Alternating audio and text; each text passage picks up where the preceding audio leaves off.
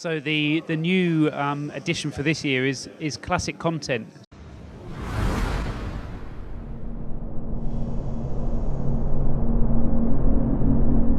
Really, the biggest part of the game this year was getting all the 80s and 90s and classic stuff working online. The 80s and the 90s cars online. You might want to race the 80s cars around Brands Hatch, or 80s cars, 90s, 80s, 90s. For classic drivers, classic content, 50s, 60s, 70s. A lot of classic drivers. Nigel Mansell and the 92 Williams. Classic stuff.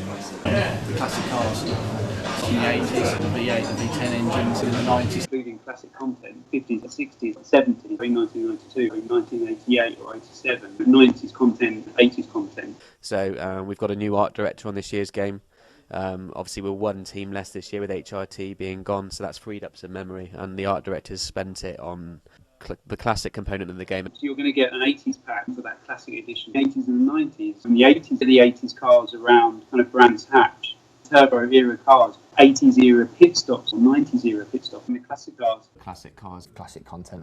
F1 classics, the 80s and the 90s stuff. Driving Damon Hill's old Williams, and it's classic content, all that classic content in there. Historic cars or classic track, classic drivers, classic cars, F1 classics.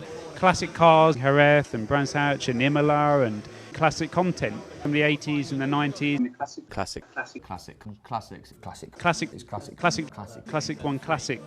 Classic content.